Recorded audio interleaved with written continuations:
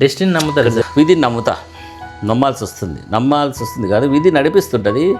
So ఏంటంటే ఇక్కడ ఇష్టం అనేది ఒకటి ఉంది. సో కొన్నిసార్లు మనకి ఇష్టాన్ని జరిగినప్పుడు యాక్సెప్ట్ చేస్తాం, పట్టించుకోం, విధి ఇట్లాంటివి పట్టించుకోం. అదే కష్టం జరిగినప్పుడు నీ ఛాన్సులు లేని పరిస్థితులు నీ చుట్టూ ఆక్యుపై చేసినప్పుడు then you have to trust destiny. Maybe నేను ఇట్లా చేయాల్సిందేమో, మేబీ ఇట్లా కావాల్సిందేమో, నాకు ఇలా సఫర్ కావాల్సిందేమో, అదే విధి అంటుంటాం కదా. సో నా లైఫ్లో ఎవ్రీ మూమెంట్ అట్లాగే ఉంది. సో ఇంటర్మీడియట్లో డివైర్ అయినాం, విధి. తర్వాత ఎంబీబీఎస్ కొట్టినాం, విధి.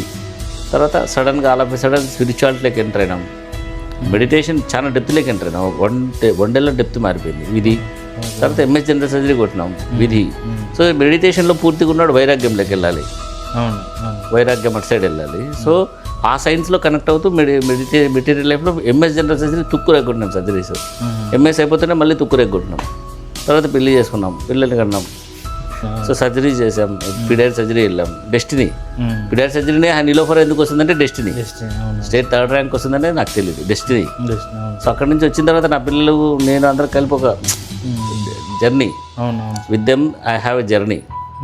సో వాళ్ళ నుంచి నేను నేర్చుకుంటుంటాను, నా నుంచి వాళ్ళు నేర్చుకుంటుంటారు, అట్లా జర్నీలో ఉందన్నమాట. సో నా కొడుకులు ఎవరు, నాకు పెళ్ళి కాకముందు వాళ్ళు ఎవడో కూడా నాకు తెలియదు.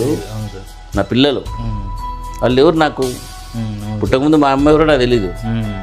Who is she now to me, because destiny kept all these things in arranged manner.